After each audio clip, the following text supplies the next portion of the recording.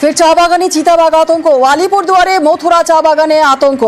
ফের চা বাগানে চিতাবাঘ আতঙ্ক, আলিপুরদুয়ারে মথুরা চা বাগানে আতঙ্ক। গত কয়েকদিনে ধরা পড়ে 3টি চিতাবাঘ। আবারও চা বাগানে চিতাবাঘ আতঙ্ক। চা শ্রমিকরা, যারা চা বাগানে শ্রমিকরা রয়েছেন, কি বলছেন তারা, বন দপ্তরের আধিকারিকরা তারাই বা কি বলছেন জানবো। আমাদের সঙ্গে রয়েছেন আমাদের প্রতিনিধি রাজকুমার। রাজকুমার, গত কয়েকদিনে তো 3টে চিতাবাঘ ধরা পড়েছিল, আবারও চিতাবাঘ আতঙ্ক। গ্রামবাসীরা যারা রয়েছেন, চা বাগান শ্রমিকরা কি বলছেন?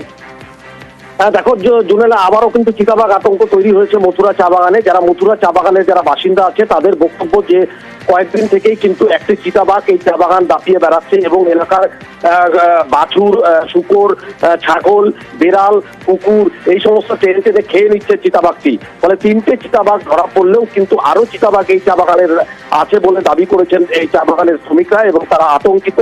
এবং তাদের এই কথা শুনে কিন্তু বন দপ্তর জলদাপাড়া জাতীয় উদ্যানের পক্ষ থেকে ছাগলের টোপ দিয়ে আবার মথুরা চা বাগানের যে 6 নম্বর ডিভিশন, সেই 6 নম্বর ডিভিশনে কিন্তু একটা খাঁচা পাতা হয়েছে এবং গ্রামবাসীরা আশা করছে যে এই খাঁচাতে আবার চিতাবাঘ ধরা পড়বে।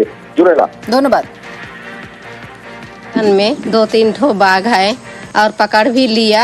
अभी भी है क्या? और अभी भी है। इसलिए खचा पाता है क्या? हाँ, अभी क्या चा बागान में काम हो रहा है? अभी बंद है काम हमारा।